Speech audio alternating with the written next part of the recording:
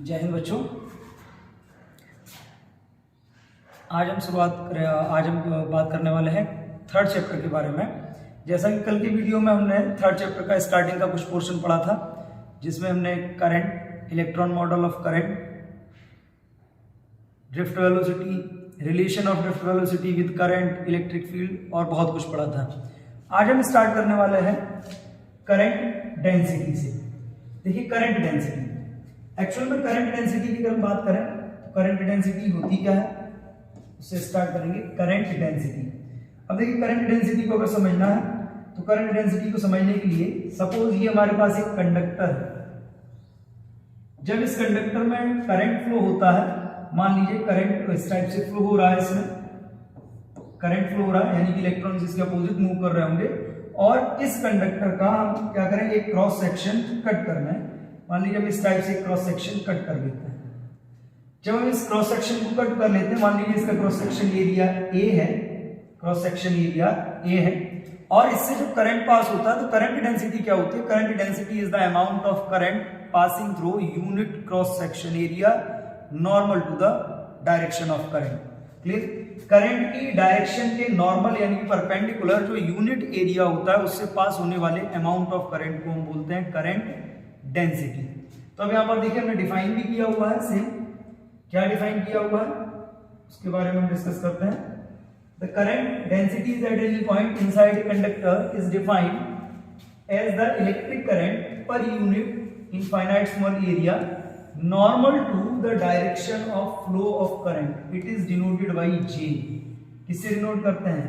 जे से डिनोट करते हैं। और अगर हम यहां पर बात करें तो करंट डेंसिटी क्या होगी? J is a vector quantity whose direction is in the direction of electric field। देखिए सिंपल सी बात है, इलेक्ट्रिक फील्ड की जो डायरेक्शन होती है वो पॉजिटिव से निगेटिव की तरफ होती है, और यही डायरेक्शन होती है करंट की, और यही डायरेक्शन किसकी होगी? करंट डेंसिटी की। अगर हम करंट डेंसिटी के फॉर्मूले की बात करें तो क्या होगा? J is equal I upon A cos theta. Theta क्यों लिया? क्योंकि हमने क्या बोला? Current density is the amount of current passing through unit area normal to the direction of flow of current. अगर नॉर्मल होगा तब हम काउंट करेंगे, और नॉर्मल अगर नहीं है तो हम क्या यूज करते हैं इसके लिए? J is equal I by A cos theta. Clear? अगर a cos थीटा को अगर हम इधर ट्रांसफर करते हैं तो ये क्या हो जाएगा? I is equal J into A cos theta, and we know a into B cos theta is equal क्या होता है? a vector dot b vector. और इस तरीके से हम सॉल्व करते हैं तो क्या आता है इस फॉर्मूले से? I is equal j vector dot a vector. That means the scalar product of current density and area vector is equal to the amount of current passing through the conductor. Clear? Current density और area vector का जो scalar product होता है उस conductor से पास होने वाले current के इक्वल होता है। आगे बात करते हैं। आगे हमारा टॉपिक है relation between current density and drift velocity. देखिए करंट डेंसिटी और ड्रिफ्ट वेलोसिटी की अगर रिलेशन की बात करें तो हमने करंट का रिलेशन पढ़ा हुआ है। क्या करंट का रिलेशन होता है? I is equal N E A V D. N is the electron density, E is the charge of electron, and A is the area, Vd is the drift velocity. अगर इस area को हम transfer कर लें इधर तो क्या हो जाएगा? I अपॉन ए क्या बचा? N E A V D, और I अपॉन ए को हम बोलते हैं करंट डेंसिटी। क्या बोला जाता है इसको? Current density. रिप्रेजेंट करते हैं हम इसको J से। तो एक सिंपल सा रिलेशन आ गया, J is equal N E V D. N E V D means the current density is directly proportional to the drift velocity of electrons. N and E constant रहेगा किसी भी given conductor के लिए, तो relation जो आएगा current density of any conductor is always proportional to the drift velocity. Next topic है electron mobility. अब देखिए ये टॉपिक आपका 2018 और 19 में पूछा जा चुका है। अगर हम इसको समझना चाहें तो एक बात समझिएगा कि सपोज ये हमारे पास एक कंडक्टर है। इस कंडक्टर को हमने क्या किया है? बैटरी से कनेक्ट किया। बैटरी से कनेक्ट करने के बाद जब हमने इसको पोटेंशियल दिया V, तो क्या हुआ? इसके अंदर इलेक्ट्रिक फील्ड अप्लाई हुआ, जनरेट हो गया इलेक्ट्रिक फील्ड। ये इलेक्ट्रिक फील्ड क्या करता है? चार्जेस पर यानी कि इलेक्ट्रॉन्स पर फोर्स अप्लाई करता है, और उस फोर्स के कारण इस फोर्स के कारण जो इलेक्ट्रॉन है वो क्या करते हैं, एसिलरेट करते हैं। इलेक्ट्रॉन के एसिलरेट करने का बेटा मतलब क्या होता है कि जब रैंडम मोशन में थे तो एवरेज वेलोसिटी 0 थी, बाद में वेलोसिटी कितनी हो गई, vd। अब एक बात आपको मालूम है, आपने पढ़ा हुआ है F is directly proportional to A। अगर बॉडी का मास कांस्टेंट है तो क्या होता है, फोर्स जितना ज्यादा अप्लाई करोगे बॉडी का एक्सीलरेशन उतना ज्यादा होगा। इन दैट केस एक्सीलरेशन अगर ज्यादा हो गया, एक्सीलरेशन ज्यादा हो गया that means change in velocity भी ज्यादा होगी। और फोर्स कब ज्यादा होगा, जब इलेक्ट्रिक फील्ड ज्यादा प्रोड्यूस किया जाएगा। तो एक रिलेशन हमको यहां पर field drift velocity per unit electric field, clear. अब इसको देखिए फिर से एक बार समझ लेते हैं। Drift velocity per unit electric field है, क्या था, drift velocity is directly proportional to E, clear. Proportionality sign remove हुआ, क्या आया, म्यू और E को ट्रांसफर करते हैं तो Vd is equal, sorry transfer अगर इसको करेंगे तो क्या आएगा, mu is equal Vd by E, clear. अगर हम यहां से इसको फाइंड कर रहे हैं तो ये आया आपका mu is equal Vd by E। इसी को हमने डिफाइन किया हुआ है, क्या डिफाइन किया है वो भी समझ लीजिए। The mobility of free electron is defined as the drift velocity of electrons per unit electric field applied. Drift velocity per unit electric field applied represent करते हैं इसको म्यू E से, क्योंकि आप इलेक्ट्रॉन के लिए बात कर रहे हो। फॉर्मूला क्या है, फॉर्मूला भी आ गया, देख लीजिए। Mu is equal velocity of charge carrier upon applied electric field, clear. और अगर हम इसी को मैथमेटिकली रिप्रेजेंट करते हैं तो मैथमेटिकली क्या आता है, mu is equal Vd into Vd by E, clear. ये आ गया आपका mathematically mu is equal Vd by E, mu E is equal Vd by E। ये हम पहले ही प्रूव कर चुके हैं। अब देखिए अगर हम इसकी आगे बात करें तो ये जो आपका है इसका एसआई यूनिट क्या होता है, ड्रिफ्ट वेलोसिटी का या मोबिलिटी का। मोबिलिटी के एसआई यूनिट की बात करें, इट इज मीटर स्क्वायर पर सेकेंड पर वोल्ट, क्लियर। या फिर दूसरा इसका यूनिट दिया हुआ है, क्या यूनिट दिया है वो भी समझ लीजिए। दूसरा इसका यूनिट दिया गया है metre into second inverse newton inverse into coulomb, clear. ये आपको यूनिट दिए गए हैं। सिंपल सा कॉन्सेप्ट है कि ड्रिफ्ट वेलोसिटी को अगर फाइंड करना है तो इलेक्ट्रिक फील्ड के डायरेक्टली प्रोपोर्शनल हम अप्लाई करते हैं। प्रोपोर्शनलिटी साइन रिमूव करोगे तो कांस्टेंट आएगा क्या, mu, and that constant is called mobility.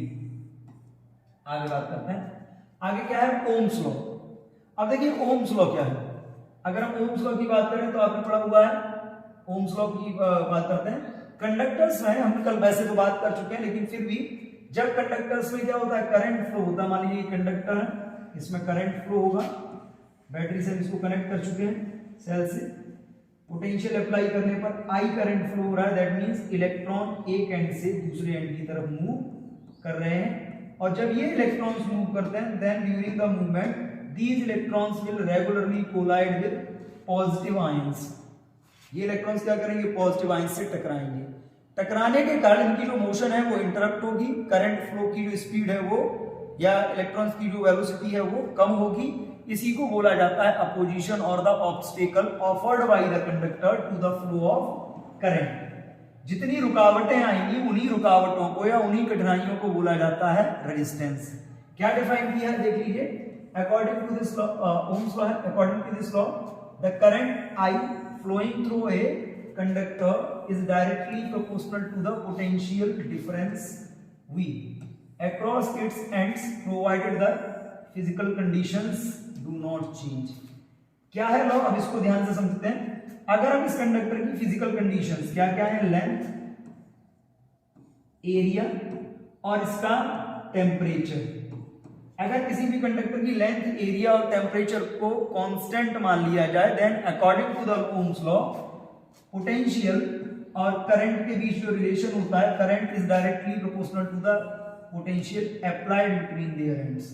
तो एक सिंपल सी बात, अभी थोड़ी देर पहले हमने क्या बात की कि जितना ज्यादा हम पोटेंशियल अप्लाई करेंगे, पोटेंशियल जितना ज्यादा अप्लाई करेंगे क्या होगा, इलेक्ट्रिक फील्ड उतना ज्यादा, इलेक्ट्रिक फील्ड जितना ज्यादा ड्रिफ्ट वेलोसिटी उतनी ज्यादा, और ड्रिफ्ट वेलोसिटी जितनी ज्यादा दैट मींस टाइम उतना कम।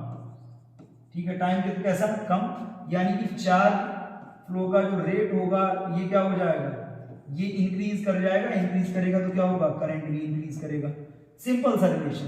पोटेंशियल इंक्रीज करिए, इलेक्ट्रिक फील्ड इंक्रीज होता है, ड्रिफ्ट वेलोसिटी इंक्रीज होती है, टाइम कम हो जाता है, जिससे rate of flow of charge increase होता है, as a result current increase हो जाता है। तो हम क्या बोल सकते हैं कि I is directly proportional to V।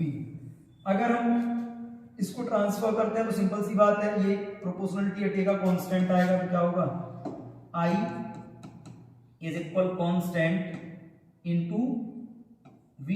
V को इधर लेके आएंगे तो I upon V is equal constant. Clear, एक सिंपल सा रिलेशन आ रहा है। अब देखिए वही दिया हुआ है, V upon I is equal constant. V upon I is equal constant हो जाएगा। तो अब देखिए V अपॉन I कांस्टेंट हमने मान लिया। यहाँ पर क्या करेंगे हम, V और I को कांस्टेंट कर देते हैं। ठीक है, V upon I is equal constant. अब देखिए इस कांस्टेंट के लिए आगे बात करते हैं, क्या दिया है। अब देखिए स्पेसिफाई भी किया है कि अगर हम इसको चाहें तो इसको किसके इक्वल लिख सकते हैं, R के इक्वल लिख सकते हैं। R इज द रेजिस्टेंस, जो अभी हम बात कर रहे थे शुरुआत में, where R is a constant of proportionality and it is called the resistance of the conductor। Simple सी बात, ये जो कांस्टेंट होगा इसको हम R से डिनोट करेंगे, जिसको हम रेजिस्टेंस डिफाइन कर चुके हैं। नेक्स्ट है वैलिडिटी ऑफ ओम्स लॉ।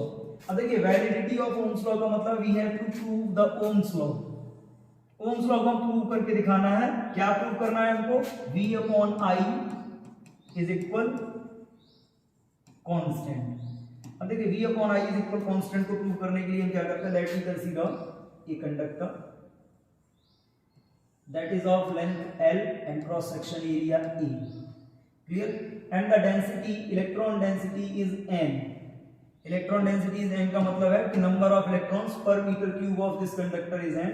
हम इसको क्या करेंगे, एक बैटरी से कनेक्ट करेंगे, और बैटरी से कनेक्ट करने के बाद पोटेंशियल V अप्लाई करते हैं। Clear, I।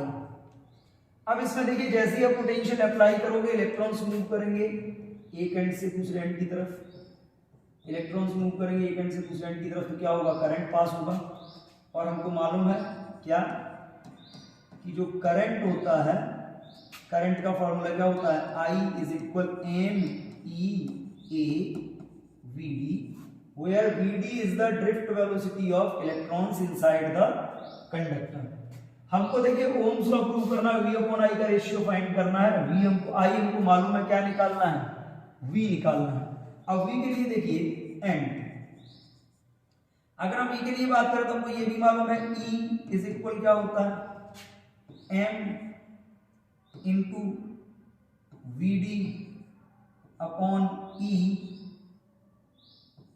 Into tau. Clear, E is equal M into VD upon E into tau. ये रिलेशन है इलेक्ट्रिक फील्ड और ड्रिफ्ट वेलोसिटी का। क्लियर, या इसको थोड़ा सा और कर लेते हैं, बैक चलते हैं। क्या रिलेशन हमने पढ़ा हुआ है, VD इज इक्वल क्या होता है, VD इज इक्वल होता है E into E upon M into tau. Clear, VD is equal E into E upon M into tau. अगर ये वैल्यू हम इसमें अप्लाई कर लेते हैं तो क्या आएगा, then I is equal MEA, VD की जगह आपका वैल्यू आया E into E upon M into tau. But फिर से वही बात आ गई, electric field inside the conductor is equal होता है potential applied across its ends upon length of conductor. हमने ये पढ़ा हुआ है, E is equal V upon L। ये अप्लाई कर लें, अगर हम इसको अप्लाई करते हैं तो क्या आएगा, I is equal NEA in bracket क्या था, E upon M into V upon L into tau. अब यहां पर देखिए अगर हम इस पूरे को सॉल्व करते हैं तो ये क्या आएगा, I is equal N E square A tau, N E and E square A tau upon L into M and outside the bracket V। Transfer अगर हम करें तो ट्रांसफर करने पे क्या होगा वो भी देखिए। अगर हम ट्रांसफर करते हैं तो क्या आएगा, V इसको इधर लाते हैं, I को उधर ले जाते हैं, तो ये क्या हो गया आपका V upon I is equal N, V upon I is equal क्या होगा, ये इधर आएगा तो ट्रांसफर ऊपर पर आ जाएगा L M upon N E square A tau. Clear, ये आया V और I का रेशियो। एक सिंपल सा प्रोसीजर है। क्या प्रोसीजर है, I इज इक्वल होता है NEA VD and V is equal होता VD इज इक्वल होता है E into E by M into tau. हम इसमें इलेक्ट्रिक फील्ड की वैल्यू रखते हैं। इलेक्ट्रिक फील्ड की वैल्यू होती है क्या, V अपॉन N। पहले हमने VD की वैल्यू यहां पर रखी, देन हमने इसमें इलेक्ट्रिक फील्ड की वैल्यू रखी। जैसे ही प्लेस करेंगे ये रिलेशन आ जाएगा V upon I is equal L into M upon N E square A tau. Ohms law को प्रूव करना है, तो ओम्स लॉ को प्रूव करने के लिए हम ओम की कंडीशंस को कंसीडर करते हैं। क्या कंडीशन थी, अगर हम बात करें अकॉर्डिंग टू ओम, क्या कंडीशन उन्होंने ली थी, if physical conditions are unchanged. इन्होंने बोला हुआ था कि कंडक्टर की फिजिकल कंडीशंस अनचेंज रहेंगी तो क्या होगा, L into M upon N E square A tau. अब इसमें देखिए, अगर फिजिकल कंडीशंस को आप अनचेंज मानते हो, L क्या है, लेंथ कांस्टेंट रखनी है, M मास ऑफ इलेक्ट्रॉन ये ऑलरेडी कांस्टेंट है, यूनिवर्सल कांस्टेंट है, N electron density of conductor ये भी कांस्टेंट रहेगा क्योंकि ये मटेरियल पर डिपेंड करता है, E चार्ज ऑफ इलेक्ट्रॉन ये भी यूनिवर्सल कांस्टेंट है, A एरिया के लिए फिजिकल कंडीशंस में आता है, इसको हमें चेंज नहीं करना। टाउ है रिलैक्सेशन टाइम जो कंडक्टर के टेम्परेचर पर डिपेंड करता है। बट ओम के अकॉर्डिंग टेम्परेचर भी अगर कांस्टेंट ले लिया जाए तो ये सारी की सारी क्वांटिटीज कैसी हो जाती हैं, कांस्टेंट हो जाएंगी। अगर ये कांस्टेंट हो जाएंगी तो रिलेशन क्या आएगा, then relation become Lm upon N E square tau किसके इक्वल था, V अपॉन I के, then our relation become V upon I is equal constant. Clear, ये V upon I is equal constant हो गया। देखिए जो हमको प्रूव करना था वो हमको यहाँ पे मिल गया। एक सिंपल सा प्रोसीजर, फ्री इलेक्ट्रॉन मॉडल को यूज करके हम इसको प्रूव कर पा रहे हैं। क्लियर, अब देखिएगा फ्री इलेक्ट्रॉन मॉडल के आगे हम बात करें तो आगे क्या हो सकता है, ये तो हमने प्रूव कर लिया, इसमें कोई परेशानी भी नहीं हुई प्रूव करने में। आगे बात करते हैं, next topic is electrical resistance and register. अब देखिए इलेक्ट्रिकल रेजिस्टेंस क्या होता है, अभी हमने थोड़ी देर पहले बात की कि जब इलेक्ट्रॉन ट्रांसफर होते हैं from one place to another तो क्या होता है, आपस में टकराते हैं या पॉजिटिव आयन से टकराते हैं, और इन्हीं कॉलिजंस से करंट में जो रुकावट आती है या जो अपोजिशन आता है, that opposition is called the resistance. तो वही सिंपली दिया। एंड जब रेजिस्टेंस की हम बात करते हैं तो जिन इंस्ट्रूमेंट या जिन डिवाइसेस का यूज हम किसी भी सर्किट में रेजिस्टेंस प्रोवाइड करने के लिए करते हैं, दोज आर कॉल्ड रजिस्टर्स। अब यहां पर देखिए क्या है, electrical resistance of the conductor is the opposition offered by the conductor to the flow of electric current through it. Conductor में जब करंट फ्लो होता है तो कंडक्टर जो अपोजिशन प्रोवाइड करता है, that is called resistance.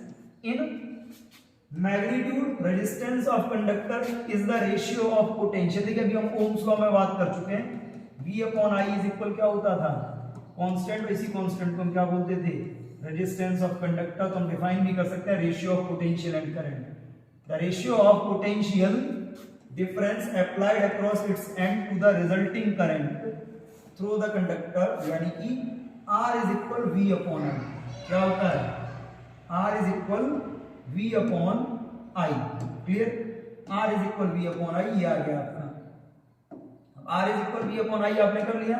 Next अगर resistance की बात करें तो देखिए V से अगर हम देखते हैं इसकी यूनिट, तो इसकी होती है वोल्ट, करंट की होती है एम्पियर, तो इसका यूनिट क्या हुआ, वोल्ट पर एम्पियर, या फिर इसको हम क्या बोलते हैं, it is called ohm. Volt पर एम्पियर या फिर इसकी यूनिट को हम क्या बोलते हैं, its unit is called ohm. Clear, तो वही दिया है, ऐसा यूनिट ऑफ पोटेंशियल डिफरेंस नहीं होगा, SI unit of resistance, resistance is volt पर ampere which has been given the special name ohm, symbol ये दिया है और इसका डायमेंशनल फॉर्मूला होता है ml2 t-3 a-2। रजिस्टर के बारे में बात कर ही चुके हैं। Any object of conducting material which has a desired value of resistance is called register. एक फिक्स वैल्यू को प्रोवाइड करने के लिए हम जिस कंडक्टर का कंडक्टिंग मटेरियल का यूज करते हैं दैट इज कॉल्ड रजिस्टर। अब देखिए रजिस्टर की बात करते हैं। Cause of resistance in a conductor, क्या कारण हो सकते हैं। देखिए कारणों के बारे में अगर हम बात करें तो हम बता चुके हैं बार बार क्या कि ये कंडक्टर, इस कंडक्टर में जैसे ही हम पोटेंशियल अप्लाई करेंगे करंट फ्लो होना स्टार्ट होगा। करंट फ्लो होने का मतलब क्या है कि इलेक्ट्रॉन एक एंड से दूसरे एंड की तरफ मूव करेंगे और मूव करते टाइम ये रास्ते में पॉजिटिव आयन या इलेक्ट्रॉन्स से टकराएंगे और इसी टकराने का जो इफेक्ट होगा या जो कारण है वही है कॉज ऑफ रेजिस्टेंस, उसी को हम रेजिस्टेंस बोलते हैं। तो समझते हैं इसको कि कैसे हम डिफाइन कर रहे हैं, क्या कॉज है। देखिए ये आगे, when a conductor is connected across a cell और battery, free electrons in a conductor flow from negative terminal to the positive terminal of battery. When free electrons flow from one end to the another end of the conductor, they collide with the positive ions in the conductor। समझ लीजिए फिर से, ये इस type से diagram है। जैसे ही पोटेंशियल अप्लाई करोगे सेल या बैटरी से कनेक्ट करके करंट फ्लो होगा, इसका मतलब electrons will move from one end to the other end, electrons एक एंड से दूसरे एंड की तरफ चलना शुरू कर देंगे और इस पूरे ड्यूरेशन में ये क्या होगा, ये बीच में रखे पॉजिटिव आयन से टकराते हुए जाएंगे, इसी को बोला जाता है resistance. This collision offers opposition और resistance to the flow of electron through the conductor. Clear, इसी को बोलते हैं हम रेजिस्टेंस, यही कॉज है रेजिस्टेंस का। आगे आते हैं factors affecting the resistance. Conductors के वो कौन कौन से फैक्टर हो सकते हैं जो रेजिस्टेंस को अफेक्ट करते हैं। अब इनको समझते हैं, उन फैक्टर्स को समझेंगे कि फैक्टर्स कौन कौन से हैं जिनसे रेजिस्टेंस अफेक्ट हो सकता है। अब उसके लिए देखिए, ठीक है, फैक्टर्स की बात करते हैं तो अभी हमने क्या पढ़ा था ओम्स लॉ में, V/I इज इक्वल कांस्टेंट। इस कांस्टेंट की जो वैल्यू आई थी वो क्या थी, L into M upon N E square A tau, that means R। तो एक सिंपल सी वैल्यू आ गई, R is equal L into M upon N E square A tau.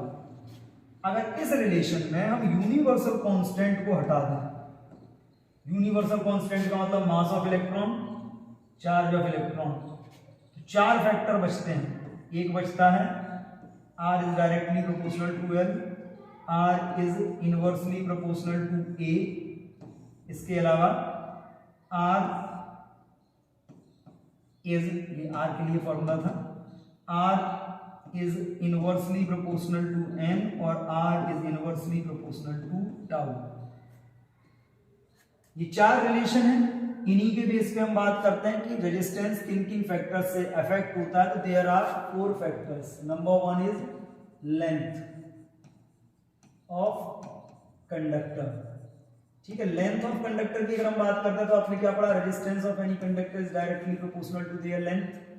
Second क्या है, resistance is inversely proportional to the cross section area of conductor.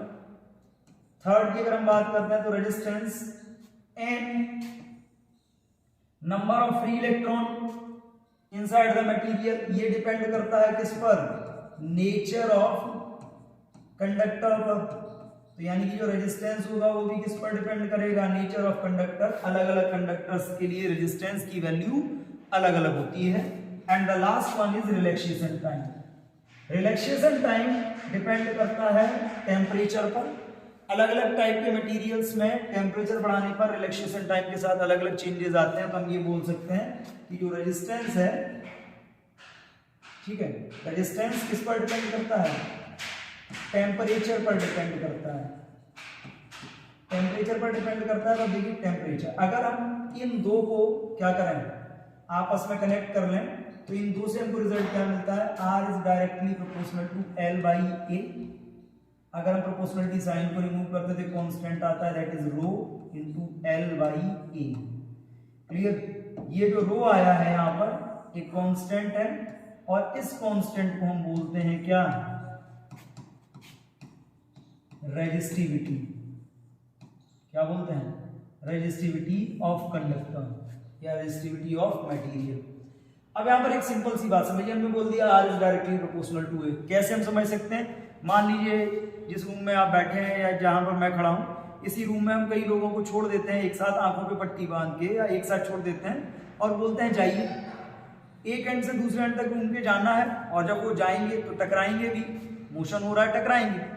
और अगर हम क्या करें, इसी लेंथ को, रूम की जो लेंथ है वो बढ़ा दें तो उनको ज्यादा दूर तक जाना पड़ेगा, ज्यादा दूर तक जाना पड़ेगा। दैट मींस द जो चांसेस होंगे कॉलिजन के वो और ज्यादा बढ़ जाएंगे। चांसेस बढ़ेंगे कॉलिजन के, इसका मतलब क्या बढ़ेगा, रेजिस्टेंस बढ़ जाएगा। दूसरा, इसी रूम को हम क्या करें, चौड़ा कर दें, इस रूम का एरिया बढ़ा दें, तो जो इलेक्ट्रॉन्स हैं या जो लोग इसमें खड़े हैं जिनको मूव कर रहे हैं उनके बीच का स्पेस बढ़ जाएगा। ज्यादा स्पेस मिलेगा तो कॉलिजन के चांस कम हो जाएंगे, यानी कि एरिया बढ़ाने पर रेजिस्टेंस कम हो जाएगा। तो सिंपली ना जाके हम इसी में समझ लेते हैं, R इज इक्वल होता है L into M upon N E square A tau. तो यहां से क्लियरली हमको आंसर मिल जाता है कि किन फैक्टर्स पर ये डिपेंड करता है। नेक्स्ट कुछ नोट्स दिए गए हैं कि जैसे अभी हमने बोला क्या, R is directly proportional to L, resistance is directly proportional to length. ठीक, दूसरा हमने बोला रेजिस्टेंस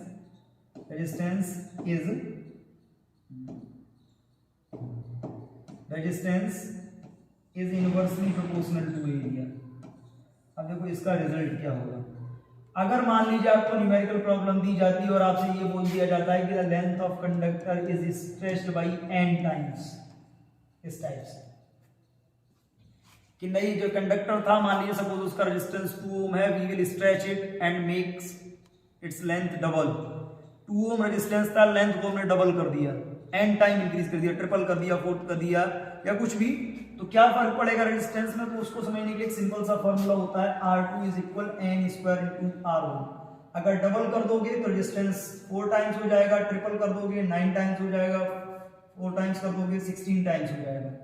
ठीक है, तो ये रिजल्ट रिलेशन है लेंथ के लिए। और दूसरा अगर हम बात करें क्रॉस सेक्शन एरिया की, कि किसी का भी क्रॉस सेक्शन एरिया चेंज कर दिया जाता है तो क्रॉस सेक्शन एरिया चेंज होने पर रेजिस्टेंस में क्या फर्क आता है, रेडियस पे। समझ लीजिए, if any wire is elongated and its radius becomes 1/n, elongate करोगे तो ये देखो सिंपल सी बात, ये मोटा सा वायर था, आप इसको elongate करके अगर खींचते हो, लेंथ बढ़ाते हो तो इसका एरिया यानी कि इसकी रेडियस कम होगी।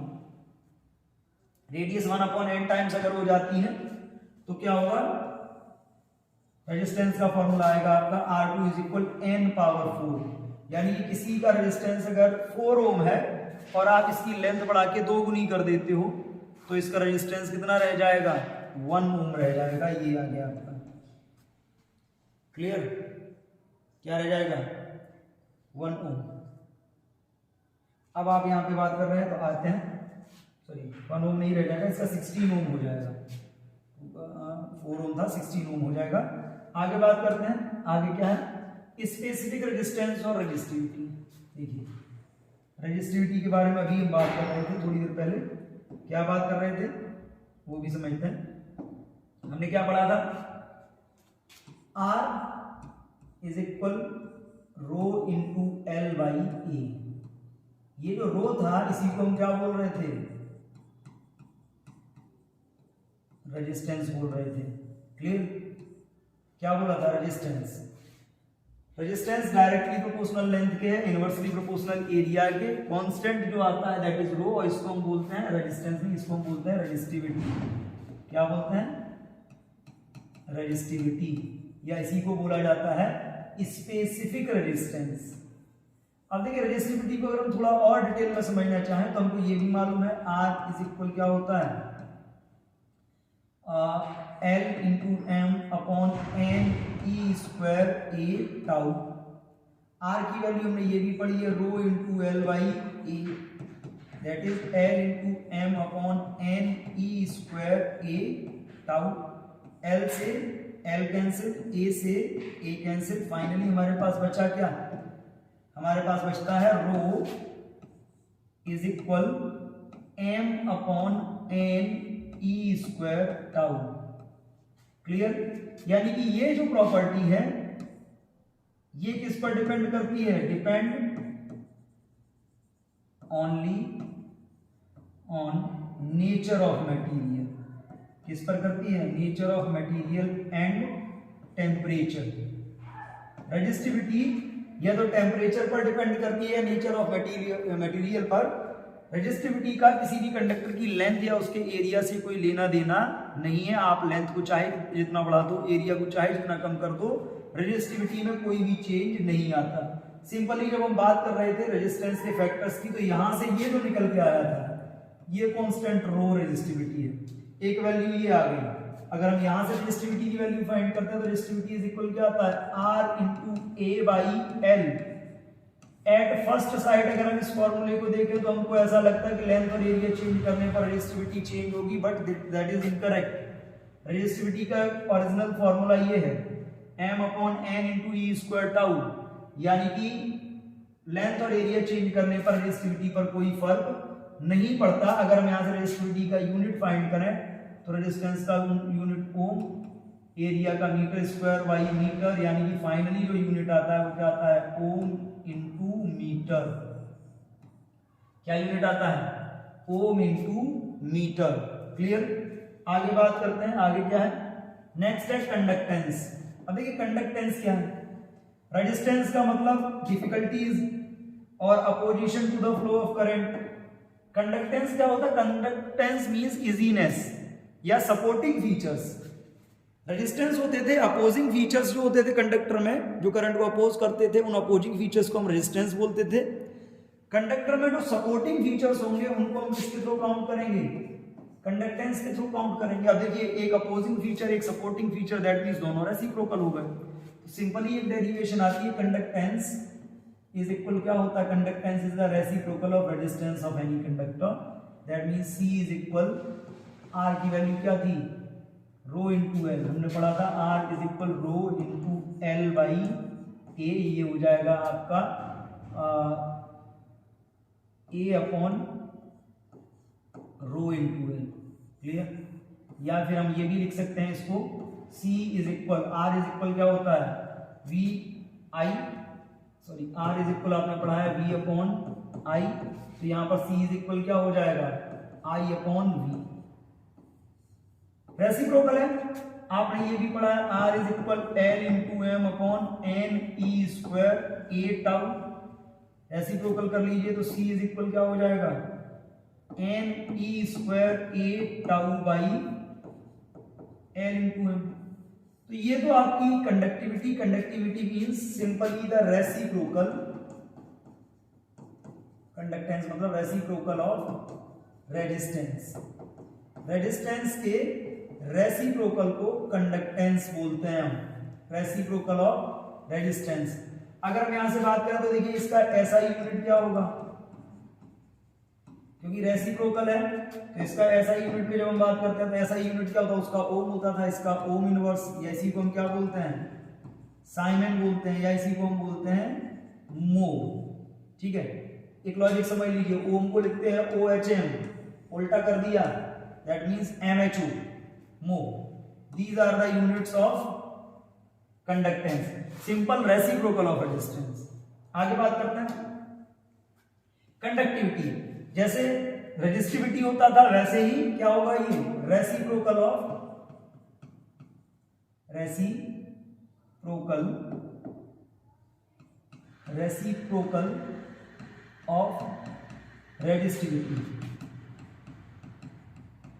Reciprocal of resistivity is called conductivity. Simply formula conductivity को डिनोट करते हैं सिग्मा से, sigma is equal 1 upon rho. ठीक है, अब रो के फॉर्मूले के बेस पे देखिए, रो इज इक्वल क्या होता है, रो इज इक्वल होता है L upon R A, L upon R into A. ये क्या हो जाएगा, sigma is equal R into L upon rho R into A upon L.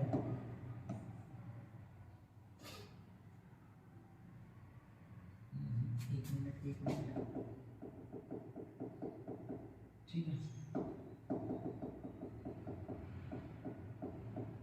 आपने क्या पढ़ा है, R is equal rho into L by A.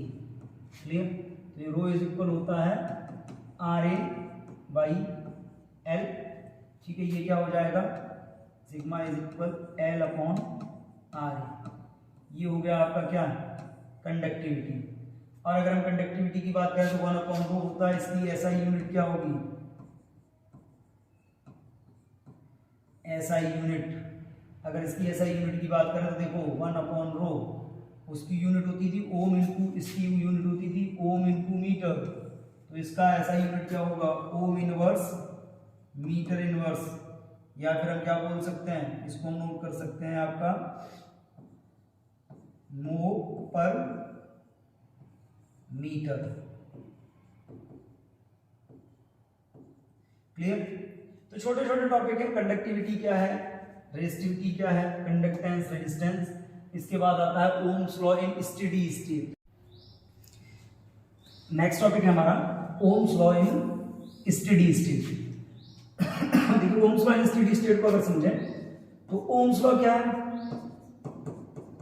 According to Ohm's law. Ohm's law की अगर हम बात करते हैं तो ओम्स लॉ में क्या पढ़ा हुआ है, R is equal V upon I. ठीक है, हमने ये भी पढ़ा है R is equal V upon I के अलावा क्या, आर इज इक्वल क्या होता है, rho into L by A. अगर हम इन दोनों को कंबाइन कर लें तो ये क्या हो जाएगा, V upon I is equal rho into L by A को, आई को इधर ट्रांसफर करिए, एल को इधर ट्रांसफर करके लाइए, तो ये क्या हो जाएगा, V upon I is equal rho into I by A. अब यहां पर देखो v अपॉन आई की जब आप बात करते हो तो v अपॉन आई ये क्या होता है, सॉरी v अपॉन आई नहीं होगा, v अपॉन एल को हम ट्रांसफर कर चुके हैं, तो v अपॉन एल कर लेते हैं इसको। v upon L is equal, L इधर आ गया, आई को उधर ले जाएंगे, rho into I by A. Clear. अब इसमें देखिए अगर हम इसको चेंज कर लें तो हमने क्या पढ़ा हुआ, ये v अपॉन आई या v upon sorry L is equal क्या होता है e, और i upon e is equal होता है g। यानी कि v अपॉन, इसको हम वैल्यू प्लेस करते हैं, v अपॉन एल की e is equal rho into g। या थोड़ा सा अगर हम चेंज कर लें तो इधर क्या हो जाएगा, रो इज इक्वल e बाई जे। एक कंडीशन और अप्लाई करते हैं, एक तो ये रिलेशन आ गया, एक कंडीशन ये कि सिग्मा इज इक्वल होता है 1 अपॉन रो, यानी कि conductivity is equal 1 upon resistivity. तो ये क्या हो जाएगा, sigma is equal 1 upon rho, reciprocal है तो क्या हो गया, जे अपॉन ई। क्लियर। तो ये जो रिलेशन आया है, this relation is called ohms law in steady state. Steady state. Clear. The ratio of current density and electric field intensity inside the conductor is called, current density and electric field intensity का जो ratio होता है that is called the conductivity of conductor। इसी law को बोला जाता है Ohm's law in steady state. Clear. आगे हम मूव करते हैं, देखते हैं नेक्स्ट टॉपिक क्या है। Next topic classification of materials on the basis of electrical conductivity. देखो बेटा, इलेक्ट्रिकल कंडक्टिविटी के बेस पर मटेरियल आप पहले ही क्लासिफाई कर चुके हो, 3 टाइप के, इंसुलेटर, कंडक्टर और सेमीकंडक्टर। क्या होते हैं समझते हैं। सबसे पहला आता है इंसुलेटर। इंसुलेटर क्या है वो समझिए। Insulator means those materials whose electrical conductivity is negligible, यानी कि कंडक्टिविटी जो होगी वो कैसी होगी, लगभग 0 होगी, और जो रेजिस्टिविटी होगी वो कैसी होगी, लगभग इनफाइनाइट होगी। रेजिस्टिविटी बहुत ज्यादा, कंडक्टिविटी बहुत कम, तो ऐसे मटेरियल्स को बोलते हैं इंसुलेटर। एग्जांपल है माइका, ग्लास, वुड, रबर। ठीक है, प्योर वाटर भी इसी में आता है। सेकंड अगर हम बात करें तो सेकंड मटेरियल कौन सा है, कंडक्टर। कंडक्टर क्या होता है? Those materials whose electrical conductivity is very high are called conductors. इनकी कंडक्टिविटी हाई होती है और रेजिस्टिविटी कैसी होती है? लो। एग्जांपल्स आपको मालूम है, कॉपर, सिल्वर, एल्युमिनियम या अदर मेटल्स जितने भी होते हैं सारे क्या होते हैं? कंडक्टर्स की कैटेगरी में आते हैं। And third one is semiconductor. क्या है? देख लीजिए, semiconductor means those materials whose electrical conductivity is lies between conductors and insulators are called semiconductors. Example silicon, germanium. यानी कि ऐसे मटेरियल्स जिनकी कंडक्टिविटी कंडक्टर और इंसुलेटर दोनों के बीच में होती है उनको बोलते हैं सेमीकंडक्टर। बट अगर हम यहाँ पर बात करें, हमको इस तरीके से भी समझ सकते हैं कि ये जो मटेरियल्स होते हैं सेमीकंडक्टर, प्योर स्टेट में लो टेम्परेचर, अगर 0 केल्विन पर बात करें, ये होते इंसुलेटर हैं। बट अगर इनका टेम्परेचर बढ़ाया जाए या इनमें कोई इंप्योरिटी मिक्स कर दी जाए, then they can behave like conductors, तो इनमें करंट भी फ्लो होने लगता है। Next is variation of resistivity with temperature. देखिए, 2 बार इससे रिलेटेड क्वेश्चन भी आ चुका है 2015 और 17 में बोर्ड एग्जाम्स में। अब देखिए, वेरिएशन की बात करें, हमने फॉर्मूला क्या पढ़ा था रेजिस्टिविटी का? R into A by L. Clear? R into A by L, क्योंकि रेजिस्टेंस हमने पढ़ा था R इज इक्वल होता है रो इंटू एल बाई ए। ए इधर आ गया, एल अपॉन में, तो R into A by L. अगर हम इसकी बात करें तो ये क्या फॉर्मूला था रेजिस्टेंस का, और रेजिस्टेंस की बेस पे अगर हम करते हैं तो रेजिस्टेंस की बेस पे R into A by L. ठीक है, वैल्यू रखते हैं या फिर से फॉर्मूले पे आते हैं। हमने क्या पढ़ा? R is equal rho into L by A. एक फॉर्मूला और था, क्या था? L इंटू एम रेजिस्टेंस का, upon N E square A tau is equal rho into L by A. क्या कैंसिल हो रहा है? अगर हम कैंसिलेशन की बात करें तो ए से ए कैंसिल हो गया, एल से एल बचा के हमारे पास rho is equal M upon N E square tau. M क्या है? एम अगर हम इसमें बात करें, एम यूनिवर्सल कांस्टेंट, इसकी वैल्यू चेंज नहीं होती। मास ऑफ इलेक्ट्रॉन है, हमेशा कांस्टेंट रहता है, चाहे टेम्परेचर बढ़े या ना बढ़े, मटेरियल चेंज हो ना हो, कोई फर्क नहीं पड़ता। ई क्या है? चार्ज ऑफ इलेक्ट्रॉन, ये भी यूनिवर्सल कांस्टेंट है। अगर हम इन दोनों को रिमूव कर लें तो क्या आता है? Rho is directly proportional to 1 upon n into tau. यानी कि सेपरेटेड वे में अगर हम समझें तो rho is 1 directly proportional to 1 upon n and rho is proportional to 1 upon tau. Number of electron और रिलैक्सेशन टाइम दोनों के इनवर्सली प्रोपोर्शनल होती है रेजिस्टिविटी ऑफ एनी कंडक्टर। इसी के बेसिस पर हम टेम्परेचर का इफेक्ट समझते हैं, किसके लिए? For conductor. रेजिस्टिविटी पर, कंडक्टर की रेजिस्टिविटी पर टेम्परेचर का क्या फर्क पड़ता है? फॉर कंडक्टर जो टेम्परेचर होता है कि अगर हम टेम्परेचर को इंक्रीज करें तो रिलैक्सेशन टाइम क्या होता है? कम हो जाता है। रिलैक्सेशन टाइम क्या होता है? कम हो जाता है। क्यों कम हो जाता है? उसका रीजन समझिए। टेम्परेचर का जो रिलेशन है, टेम्परेचर का नंबर ऑफ इलेक्ट्रॉन के साथ कोई रिलेशन नहीं है कंडक्टर्स में। यानी टेम्परेचर बढ़ाने पर number of free electrons conductors में नहीं बढ़ा करते, केवल और केवल क्या होगा? रिलैक्सेशन टाइम चेंज होगा। कैसे? कि ये कंडक्टर है, आपने टेम्परेचर बढ़ाया तो इलेक्ट्रॉन्स की काइनेटिक एनर्जी बढ़ जाएगी। काइनेटिक एनर्जी बढ़ेगी, दैट मींस वो तेजी से मूव करेंगे, और जितना तेजी से मूव करेंगे कॉलिजन उतना जल्दी हो जाएगा।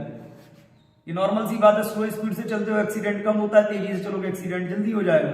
एक्सीडेंट जल्दी होने का मतलब रिलैक्सेशन टाइम कम, टेम्परेचर इंक्रीज किया, रिलैक्सेशन टाइम कम हो गया, दैट मींस इनवर्सली प्रोपोर्शनल है। और आपने ये भी पढ़ा हुआ है क्या, कि जो आपका कंडक्टिविटी और रेजिस्टिविटी होती है वो भी रिलैक्सेशन टाइम के inversely proportional.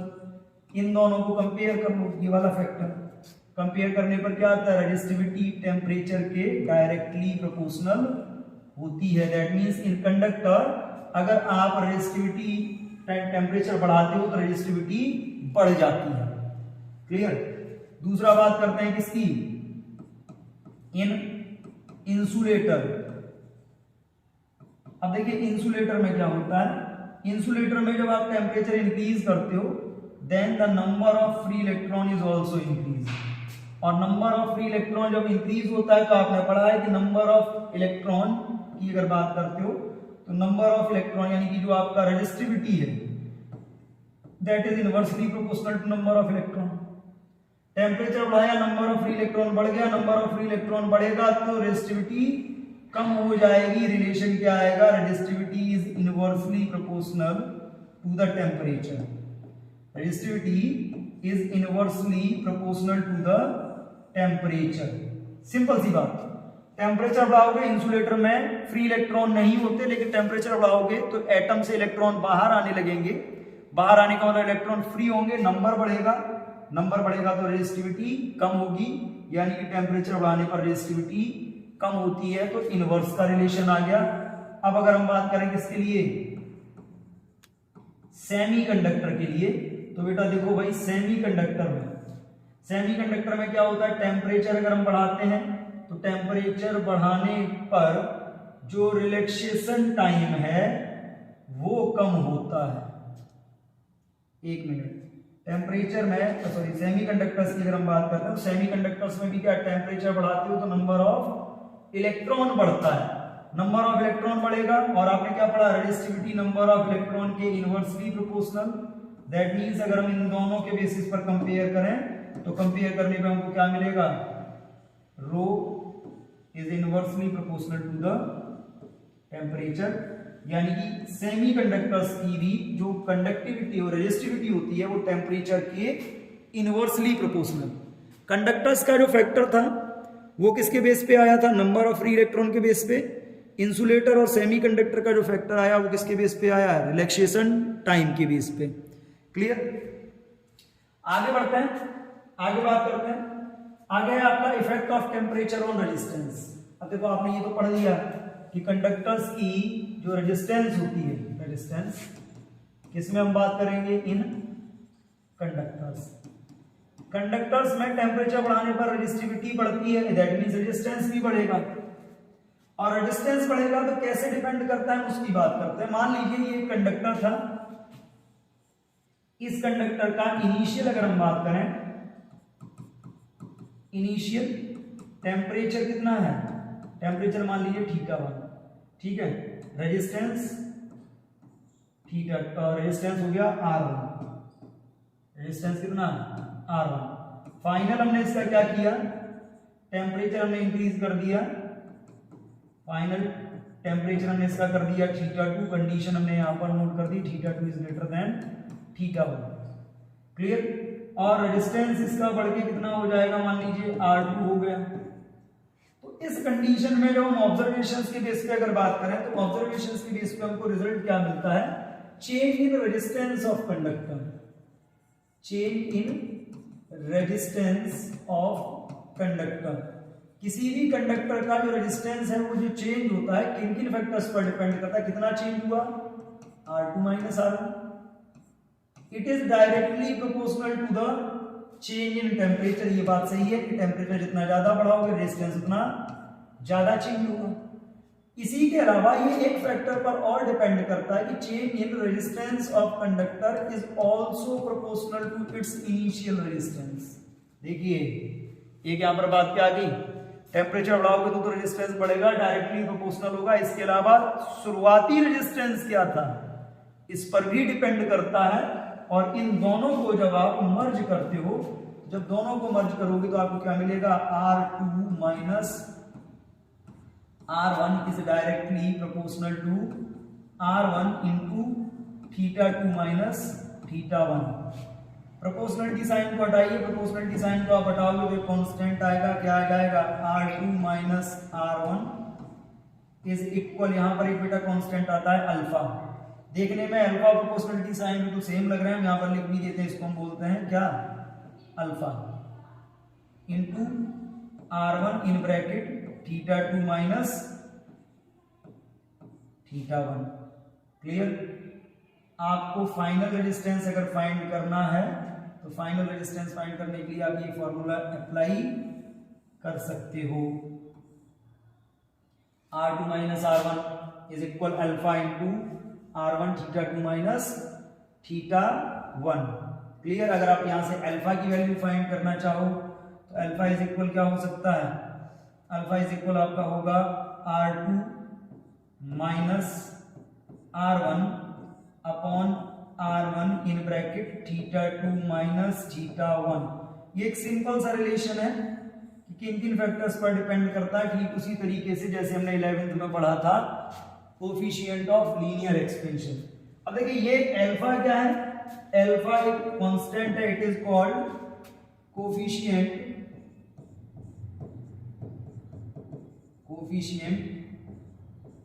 Of thermal coefficient of resistance, इसको हम बोलते हैं thermal coefficient of resistance. Clear. ये आ गया आपका effect of temperature on resistance, हम इस टाइप से फाइंड कर सकते हैं। नेक्स्ट है सुपर कंडक्टिविटी। अब देखिए सुपर कंडक्टिविटी क्या है, सुपर कंडक्टिविटी का मतलब जिसमें रेजिस्टेंस जीरो हो जाए, जिस कंडक्टर की रेजिस्टिविटी जीरो हो जाए। सुपर कंडक्टर्स वो होते हैं जिनका रेजिस्टेंस जीरो होता है या जिनकी रेजिस्टिविटी जीरो होता है, तो वही फिनोमिना दिया हुआ है, the phenomena of complete loss of resistivity by certain metals and alloys when they are cooled below a certain temperature is called superconductivity। Clear. जब उनको एक डेफिनेट टेम्परेचर से नीचे कूल किया जाता है तो क्या होता है, उनकी कंडक्टिविटी जीरो हो जाती है। आपने क्या पढ़ा अभी, रेजिस्टेंस टेम्परेचर के बढ़ाने पे बढ़ता है कंडक्टर्स का, तो रिवर्स ले लीजिए, बढ़ाने पर बढ़ रहा है तो कम होने पे कम होना चाहिए। हम लगातार टेम्परेचर को कम करते जाएंगे तो कंडीशन क्या होगी, रेजिस्टेंस कम होता जाएगा और एक कंडीशन आएगी रेजिस्टेंस जीरो। उसी सिचुएशन को बोलते हैं सुपर कंडक्टिविटी। और जिस टेम्परेचर पर सुपर कंडक्टिविटी की कंडीशन अचीव होती है या रेजिस्टिविटी जीरो होती है, उस टेम्परेचर को क्या बोलते हैं वो भी देख लेते हैं। The temperature at which a substance undergoes a transition from normal conductor to superconductor।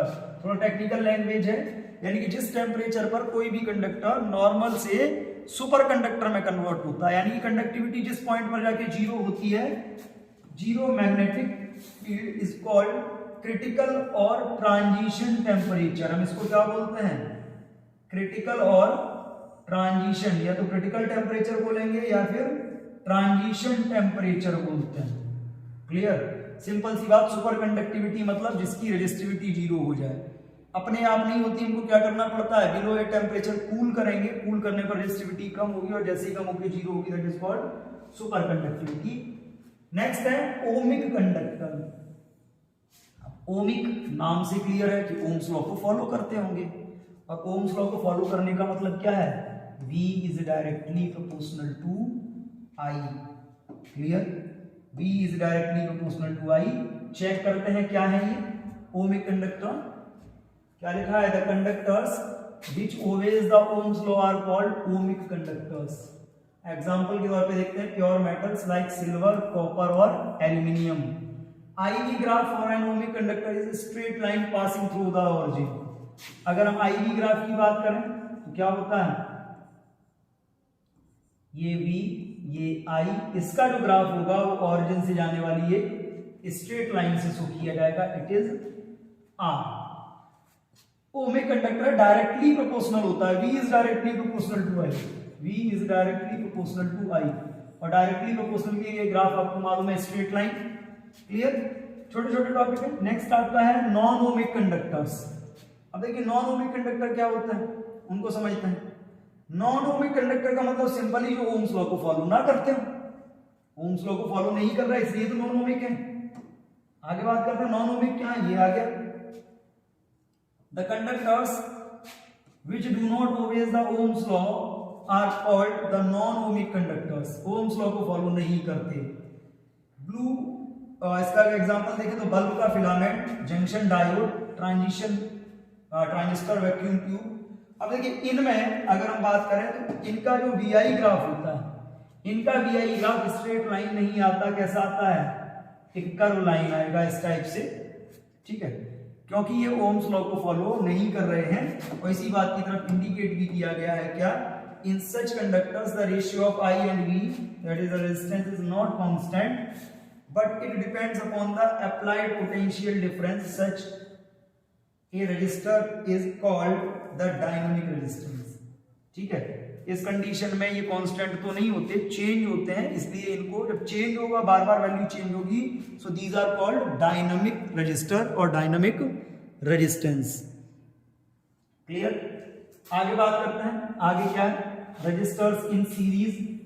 अब देखिए रजिस्टर्स इन सीरीज को हम समझते हैं क्या है। सपोज हमारे पास रेजिस्टेंस है, कुछ रजिस्टर्स हैं, हमने ये लिए हुए, मान लीजिए 3 ले लिए हमने, और हमने इन तीन को क्या किया, सीरीज में कनेक्ट कर दिया with a source of potential difference V।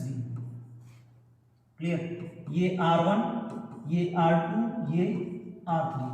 अब देखिए जब इनको कनेक्ट करोगे तो ये सीरीज में, that means current through the all resistors are same but potential difference इनका अलग अलग हो जाएगा। पहले का V1, दूसरे का पोटेंशियल डिफरेंस V2, तीसरे का पोटेंशियल डिफरेंस V3। रिलेशंस हमको मालूम है, क्या मालूम है, V इज इक्वल क्या होता है, IR, ओम्स लॉ से हम ये फाइंड कर चुके हैं। अब जब इनको आपने सीरीज में कनेक्ट किया है तो क्या होगा, total potential difference, total potential difference हमने कितना प्रोवाइड किया है, V कितना, किसके इक्वल होगा, V1 plus V2 plus V3। V की वैल्यू IR, V1 की वैल्यू I इंटू R1। देखो I1 R1 इसलिए नहीं क्योंकि सीरीज में करंट सेम रहता है। क्या रहता है, इन सीरीज क्या होता है, करंट सेम रहेगा और जो पोटेंशियल होगा वो कैसा होगा, दैट इज डिफरेंट। क्लियर? अब I into R1 plus I into R2 plus I into R3, I common ले लेते हो, I into R is equal, I common है, R1 plus R2 plus R3, that means I is equal.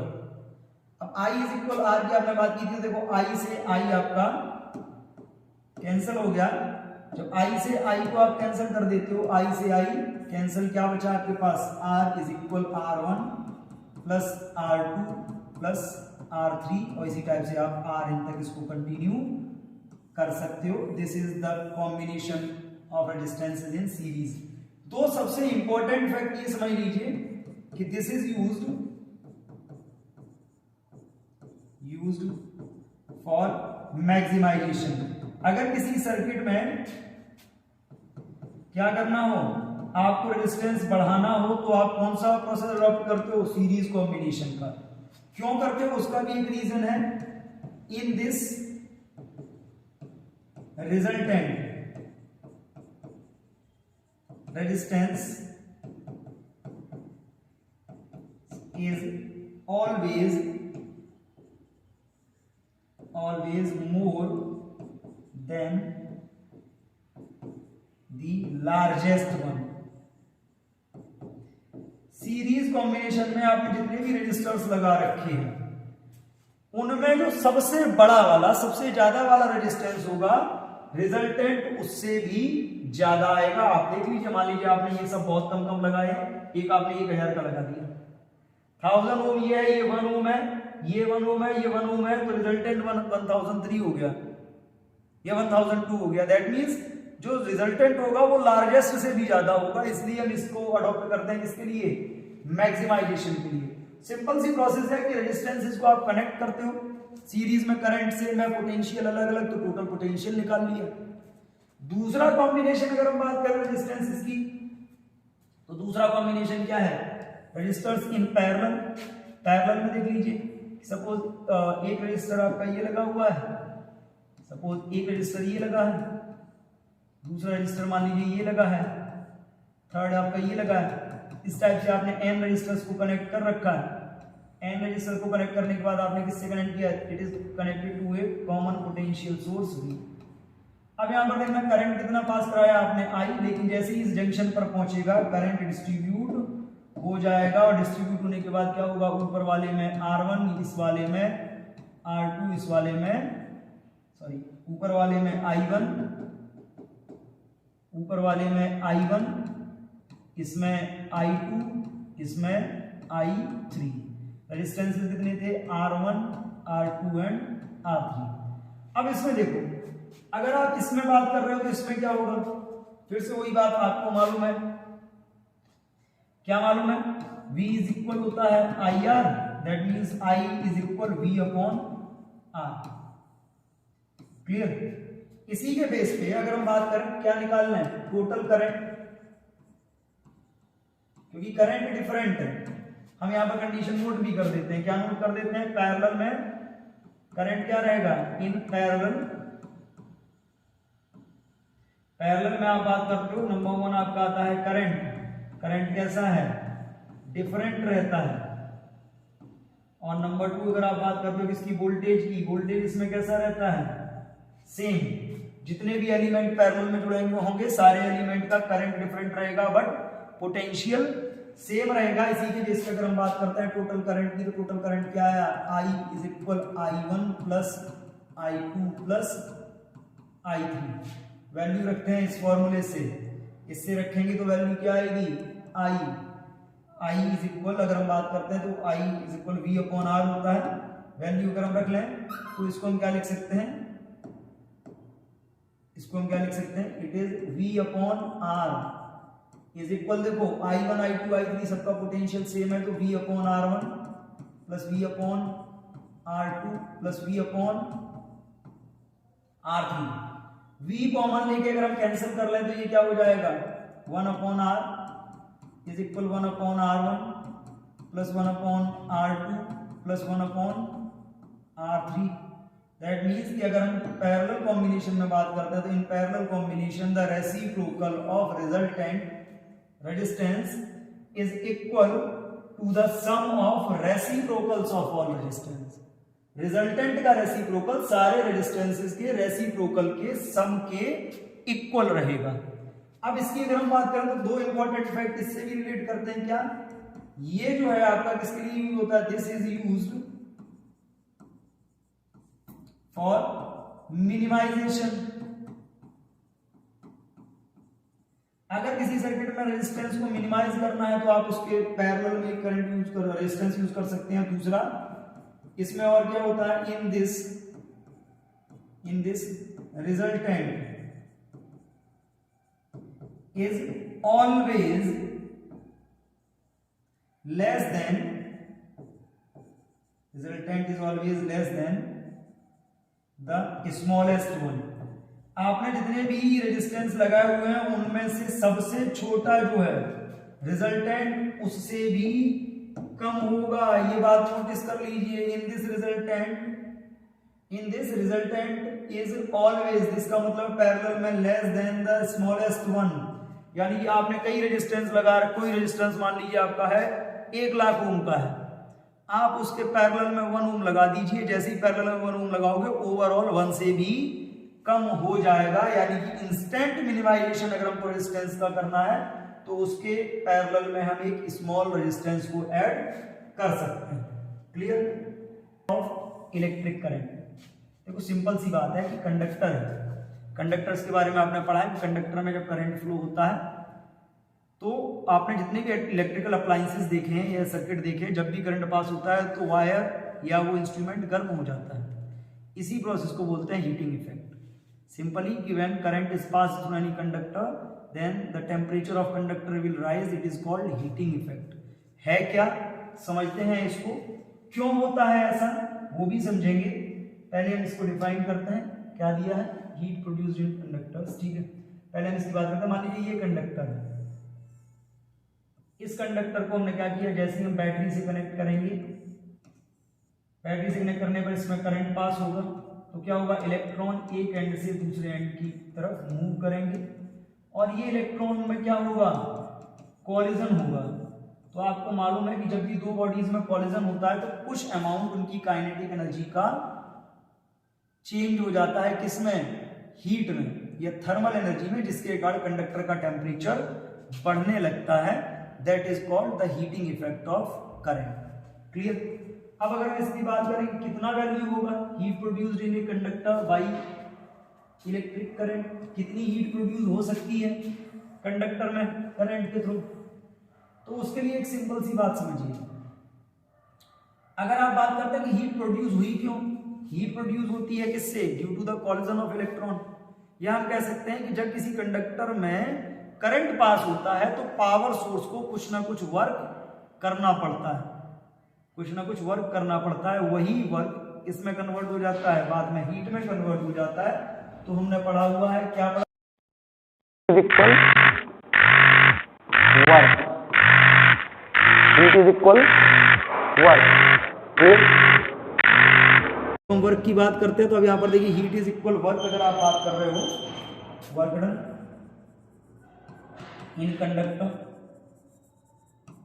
अब देखो work done in conductor की बात कर रहे हो, heat is equal work done in conductor, that means W। W का formula आपने क्या पढ़ा है, V into Q, clear, V into Q. अगर आप इसकी बात करते हो तो ये क्या होगा, V इंटू क्यू, एक तो ये आ गया, ये आंसर आपका किस में आएगा, जूल में, बट हमको मालूम है कि हमको किस में चाहिए, कैलोरी में चाहिए, किस में चाहिए, कैलोरी में। अगर आप कैलोरी की बात करते हो कि हीट को अगर आप कैलोरी में फाइंड करना चाह रहे हो तो ये क्या होगा, H is equal V into Q by 4.18। अब यहां से अगर हम बात करें तो हमको ये भी मालूम है क्या,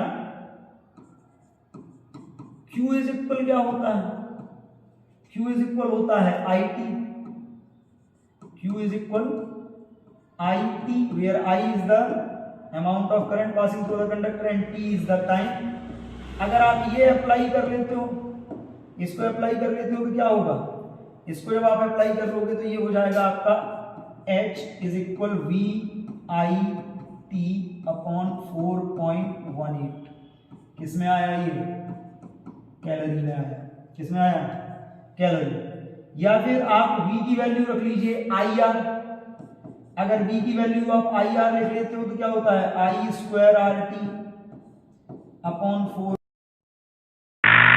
क्लियर, या आप अगर और चेंज करना चाह रहे हो तो आप इसको और चेंज कर सकते हो, और चेंज करके क्या कर सकते हो, उसकी बात करते हैं कि अगर आप इसको और चेंज करते हो तो मान लीजिए I is equal V upon R, अगर आप लिख लेते हैं I is equal V upon R, तो अब देखिए जब आप इसमें रखोगे तो ये क्या होगा, V square T by R, तो यहाँ पर क्या हो जाएगा, H is equal V square T by 4.18 into R। तो आप अलग अलग फॉर्मूले में वैल्यू प्लेस करके हीट की अलग अलग वैल्यूज को फाइंड कर सकते हो। एक ये आ गया, एक ये आ गया, सिंपल सा होता है, heat produced inside the conductor is equal to the work done. Work का formula V into Q, where V is the potential difference applied across the ends of conductor and Q is the charge, net charge passing through the conductor। इसके base पे हमने ये फॉर्मूले find कर लिए। Clear, आज की वीडियो में इतना ही रखेंगे, इसके आगे बात करेंगे कल, और होपफुली कल ये चैप्टर हम फिनिश कर लेंगे। Thank you.